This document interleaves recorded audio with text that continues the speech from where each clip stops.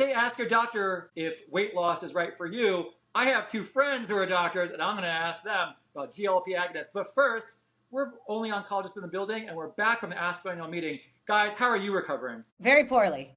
I got sick. I'm on hospital service. Oh, no. And I have clinic. So the immune system took a hit with the lack of sleep and all of the, friends I met up with, all the data that I took in, but it was so worth it. Yeah.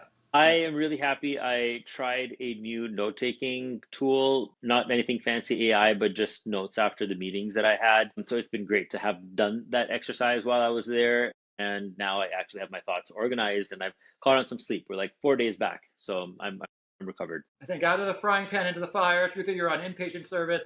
I think with these conferences, you always miss the recovery for the weekend and you come back and it's like, wow, you have pretty much a full work week once you get back. And I would say, actually, Chicago's a pretty good foodie town. Ate pretty good lunch and dinners, and those were nice. So that segues really nice into why we're going to talk about GLP agonists and weight loss, because I feel like I might need some. So for my two doctor friends, but truly, what's your take on so far and introducing this concept of GLP agonists? I just think, for the last few years, most of the public conversation has been about weight loss, of course, obesity, cardiovascular risk, kidney disease, fatty liver disease. And now at ASCO, we're seeing more and more oncology data asking a much bigger question. And we've kind of distilled this down into three big buckets, right? The first is, if you don't have cancer, do GLP-1s change your cancer risk? And then there's bucket number two, which is, do they change cancer outcomes after diagnosis? Reduce risk of recurrence, survival. And then the third bucket really is, do they interact or enhance possibly cancer therapies, like the actual drugs we're giving, especially immunotherapy? And so we're going to be getting into that today. Big questions. We don't have, big trial data, but we got some good signal and we want to tell you about it. This episode is brought to you by Doc Update. As interest in GLP-1s continue to grow, including across oncology, many clinicians are having more conversation with patients about these treatments and where they fit into care. And one major challenge is access. Through the Doc Update app, clinicians can submit a request for samples directly through the concierge feature. Just send a request through the app, and the Doc Update team of healthcare professionals actually helps coordinate that access. Looking for samples of any medications or patient resources like copay cards, they can help with that too. It's a simple way to connect with resources without spending all of our time tracking down contacts or navigating multiple channels to get our patients what they need. Doc Update is physician-founded and built for healthcare providers. In addition to concierge, the app includes mobile e-prescribing and a HIPAA-compliant AI medical translator, giving clinicians practical tools that support patient care and fit into a busy clinical workflow. Download Doc Update on iPhone or Android and explore the concierge feature today. So, Shalon, let's take it away with, do GLP-1s change cancer risk? So GLP-1s are designed as a diabetes medication, and dozens of abstracts that were presented at the American Society of Clinical Oncology's 2026 annual meeting suggested that this diabetes drug can prevent cancer and its impact isn't limited to people with diabetes. One of the largest studies that we have is specifically looking at patients with cirrhosis and their risk of developing hepatocellular cancer. People who have cirrhosis can have cirrhosis from a viral infection, from fatty liver, or alcoholism. This study, which evaluated 600,000 people in a retrospective analysis and identified people who had at least 3 months exposure to GLP-1s versus people who didn't and had underlying liver problems, found a 73% reduction in the development of hepatocellular cancer in people who were exposed to GLP-1 versus those who weren't. Now, this is extremely interesting because the headline is striking. The 73% reduction is extraordinary. And for a disease that doesn't have very well validated screening mechanisms, we know that if somebody has inflammation in the liver, if they have early signs of cirrhosis or evidence of liver failure, their chances of developing liver cancer is extremely high. And we always felt that if you're developing liver problems, maybe it's too late to impart any type of modification, and those people are likely to develop cancers without really some type of intervention. The second thing that I thought was very interesting is that the impact for GLP-1 inhibitors happen in people with viral hepatitis, alcoholic cirrhosis, as well as people with fatty liver pretty consistently.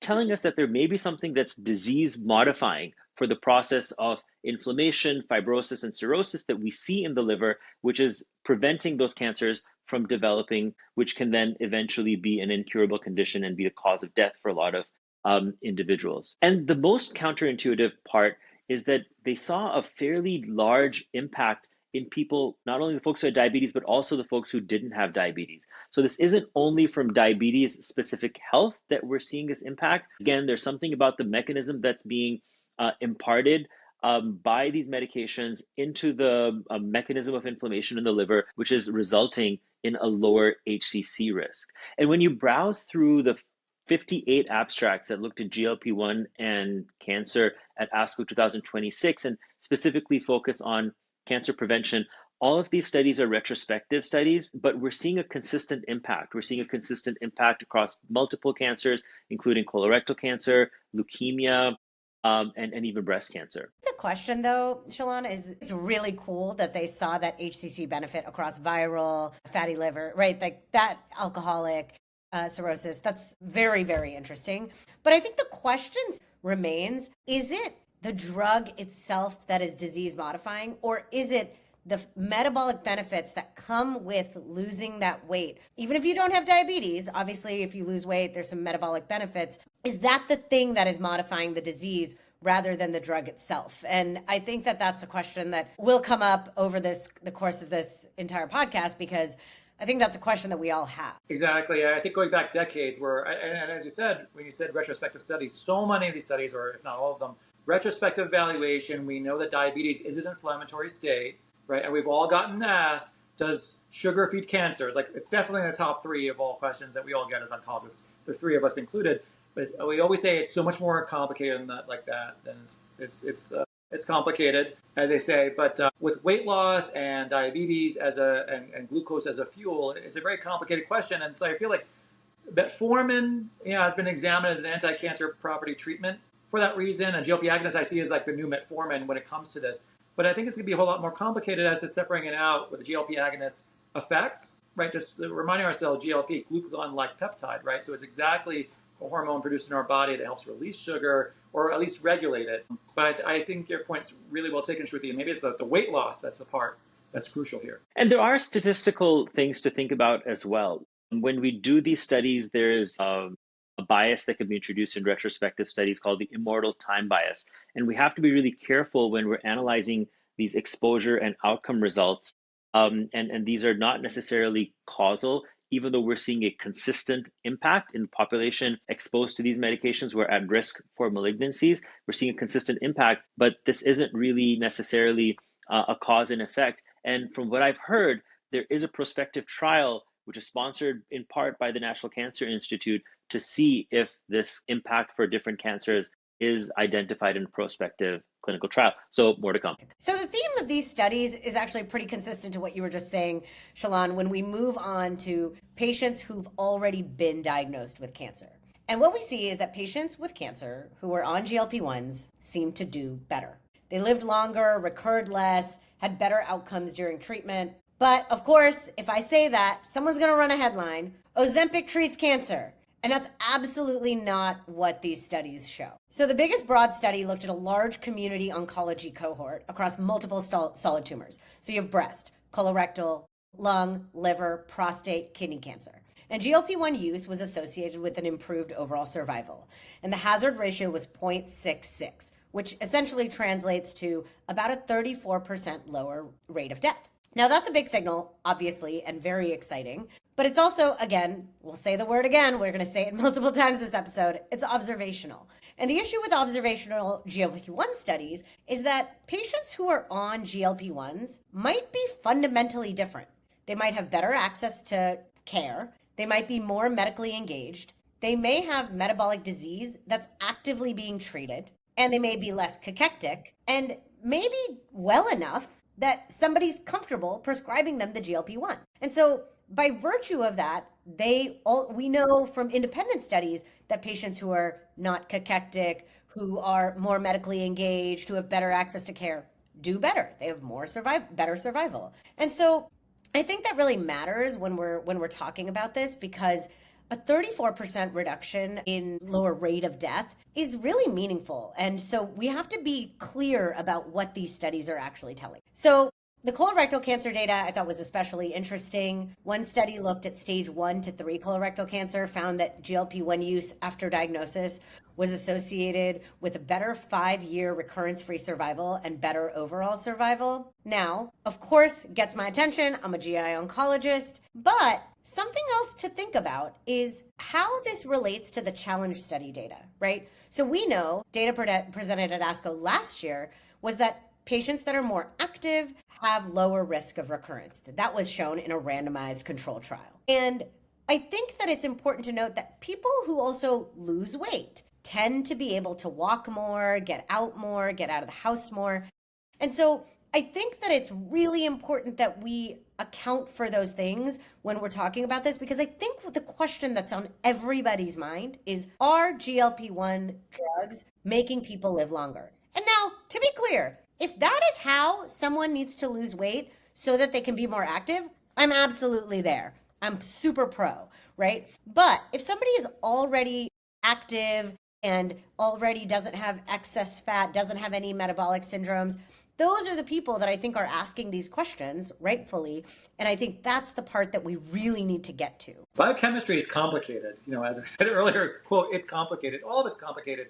But you brought up a metabolic syndrome, right? So this is a recognized thing where it has implications for liver health, so hepatic steatosis. When fat accumulates as we get older, or fat accumulates, and it redistributes in different parts of our body, as I tell patients, in places we don't want it, but especially in metabolic syndrome, where the blood sugar is a little unregulated, it's less controllable. It may or may not include full-blown diabetes, but it certainly has certain implications. And where it intersects with cancer is a little complicated in the sense that whether it causes cancer or certainly increases the risk of cancer, and and how it intersects with GLP agonists, I feel like it's too early to tell for certain in terms of cause and effect. Absolutely. And I got to say that there was also another study, right? I talked a little bit about the colon cancer studies, but there was a metastatic hormone positive breast cancer study looking at patients that were on endocrine therapy and CDK4/6 inhibitors, and patients who received the GLP-1 had a longer median OS, 67.9 months compared to 49 months. That's a huge difference. And biologically, again, interesting, because hormone receptor positive breast cancer, there's strong links to estrogen signaling, insulin resistance, inflammation. Those are things that come up a lot in ER positive breast cancer. But again, not randomized, right? Unclear, whether this was related to the drug or whether it's related to just, improved metabolic health, which again, it's important. And so I'm very pro these drugs in patients that need them. The other part to think about when it comes to GLP-1s and cancer is I find it a little odd that we're looking at dozens of studies that are looking at cancer outcome related to one medication, and we're seeing a consistent impact across different cancers. We know in the world of chemotherapy that doesn't really happen, and different cancers have different biology and different response to medications. So I find it suspicious that you have about 8 or 9, I was going through these abstract studies, that all are seeing a favorable response with a certain medication.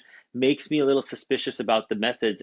The second part to really think about is, to your earlier point, whether this is a direct impact of the medication or if this medication is leading to less alcohol consumption, less smoking rates, and if increased activity, and those are leading to better outcomes.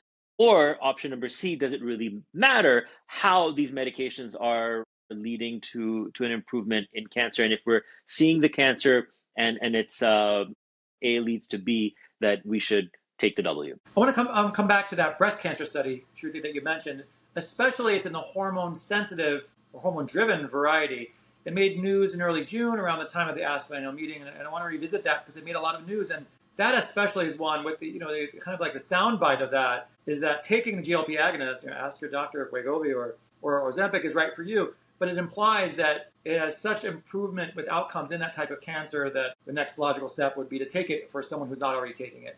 But I think that's a really prime example where there's some association that really needs to be dived into a whole lot more, because we think of what is GLP-1 doing? It has implication on hormones. And I'll talk about neuroendocrine tumors in a minute, because there's a link there too. But especially as a hormone-driven cancer, breast cancer, along with prostate cancer, one arguably can say breast is number one because of its prevalence. But if a GLP-1 agonist really remodels how someone's body regulates blood sugar, how a fat redistributes throughout the body, and also, especially in women, but also in men, estrogen levels that are produced really have correlation with fat production, right? The more fat we have, our cells will produce estrogen to a greater degree in women than not. And if a cancer that's hormone sensitive is driven by estrogen, then it makes sense that decreasing the amount of fat content, percent fat in the body, by a GLP agonist, it makes sense to me that there might be an association, but not yet proven. And I think that's a concern about that. What do you guys think about that? Absolutely. I actually have never thought about the adipose tissue making estrogen as that's such a great point.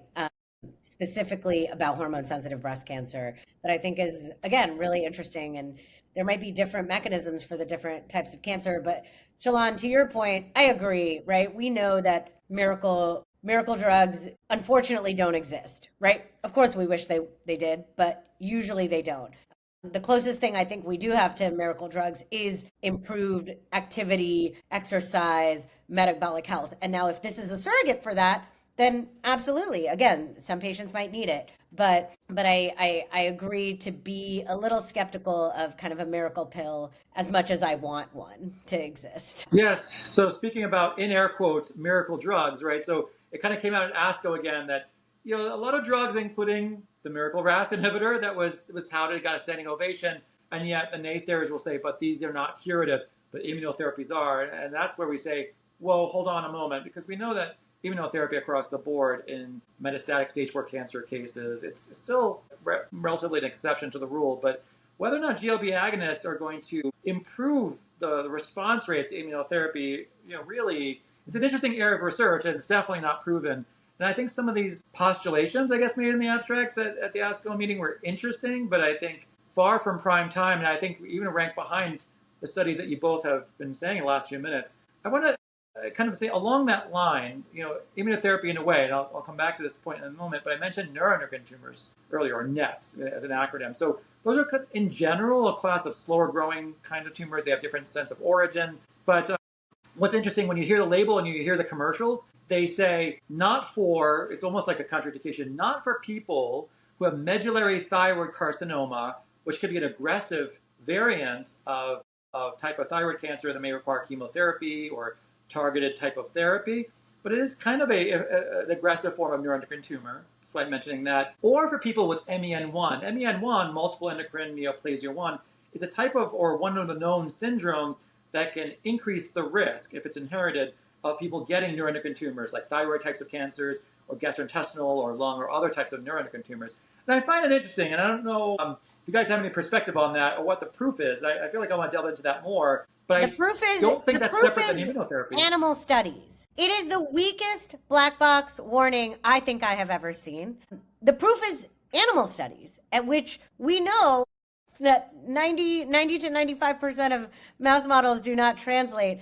And I believe, if I remember correctly, that mice have higher levels of GLP-1 receptor on their thyroid. And so it's you're comparing apples to oranges. And so I feel like it's something that I think comes up on social media a lot. Well, I don't want to get thyroid cancer. Fair, right?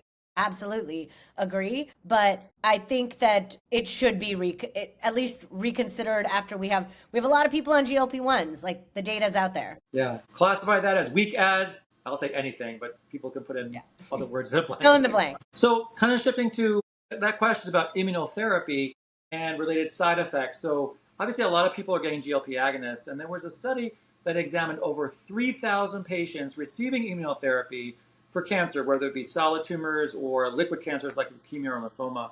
And this was compared to a matched over 170,000 patients who did not receive. And so what was interesting is that the investigators separated out the side effects, but also the long-term survival. And when they looked at 3 and 5 years, they reported improved survival at 3 and 5 years with a hazard ratio in that 0.6 to 0.7 range, implying that there's an advantage to being on GLP agonists. And so there's definitely some challenges when you make retrospective evaluation and trying to do statistical analysis and say the cause and effect by having this one factor that's different. The fact that didn't differentiate earlier than 3 years kind of implies that at baseline, the population was generally in better health Otherwise, you would have expected to see a survival advantage much sooner than the 3 years. So that was something. And when they looked at the what we call immune-related adverse events, IRAEs, that was reported to be less than a GLP agonist population. And these include things like neutropenia, which is low white blood cells, and other aspects, including fever. And these are things that, for when you think of the patients who would be getting these kind of medications or GLP agonists, whether it's for weight loss or other like rheumatologic or other conditions, there seems to be some crossover in terms of side effects they might otherwise have, as opposed to benefit from GLP agonists. I don't know how to really interpret this. I think it's an interesting observation. It's an observational study that is maybe soon in the GLP agonist era. And so maybe in the future, we need to see kind of longer term follow up. But I think that's what stood out. It wasn't early benefit. Yeah, I wonder if the fact that the curves didn't really separate and they didn't meet statistical significance till the third year could just be a factor of the number of deaths that they had. So if you don't have enough events by that time period, then the difference that you're seeing isn't statistically significant. And the cohort that they had actually took a little while for the events to occur, for that difference to take place. But I think your point in terms of seeing that impact, I also think about is there a dose dependent effect? Is there a duration effect? If someone's on GLP-1s for longer, do they have a higher benefit than those who are on it for a short period of time? And those become really difficult to tease out from retrospective EHR based studies sometimes. And these studies are fantastic for us to guide clinical care, to counsel our patients regarding risk, and to design future studies. And from that perspective, I think the study is fantastic. Yeah, I think the study's interesting. I'm not quite convinced in a 3,000 something cohort. Neutropenia decreased by 1%. Yeah, statistically significant, but GLP-1s also have side effects, so I'm not quite sold on it yet. The reality is that, we like people in general in all countries, there's a food problem. And because there's a food problem, right, people are gaining weight. We have an obesity problem. We have a metabolic health problem. Like that is like, there's cardiovascular disease, #1 killer ever, right? We're not even talking about cancer. So if these drugs are helping people get healthier and they already have risks of heart disease, they have high cholesterol, they have a lot of these other things, absolutely. I am super supportive of these drugs. Again, I'll say it again. I'll keep saying it. It's the people that do not have these metabolic syndromes who are very active that a lot of them, at least online, are still trying to go through these third-party companies to get access to GLP-1s because of these data. And so I want to stress that when we look at retrospective studies, these people were prescribed these GLP-1s for metabolic health. Like, these are not people at normal, healthy weight. They might be overweight or they might be obese in the BMI category. And so when we are interpreting that data, that caveat is super. That's such a good point, because one of the questions we get is, what do I do with my GLP-1 after someone's been diagnosed with cancer, or if they're starting a specific treatment? A lot of our patients will ask point blank. They don't seem to worry about their cholesterol medications or their blood pressure medications the same way they seem to worry about their GLP-1 inhibitors. So the one takeaway from all of these three domains of studies that we've talked about in terms of GLP-1 and cancer is that the data suggests that GLP-1 could prevent cancer. Data suggests that people with cancer who happen to be on GLP-1 do better than those who don't. And for specific treatments like immune checkpoint inhibitors, there may be an advantage. And for me, for my patients who are already on GLP-1, this information is very helpful to ask them to continue taking the medications the way they were taking before and not have to worry about any negative effects. Absolutely. I'm in 100% agreement, where it's given me confidence to be like, I don't need to stop this drug that we haven't been using very often other than our colleagues in endocrinology, right? And so when a lot of patients are on a particular drug, the way blood pressure meds, we're like, yeah, you're totally fine. Keep taking it as long as, your blood pressure is fine and you're not dizzy. It's very similar. I do give a caveat. We have a lot of patients who have GI symptoms. So I give the caveat, of course, that, if you're losing too much weight, I get worried, right? And so there's always that caveat that comes because a lot of these patients are on chemotherapy, again, as a GI oncologist. So I think there's a balance, but I'm not like immediately, let's get off of it. I'm scared. I'm like this, again, improving your metabolic health could help your outcomes. And I think what else we're also saying is if you are not on GLP-1 inhibitors for any reason, these studies are not giving us a strong reason to start GLP-1 inhibitors. Whether you're a healthy person who's worried about cancer, someone who happens to have cancer, or someone who's about to start treatments, and you're not on a GLP-1 inhibitor, these studies are not saying that you should go ahead and start one for these purposes.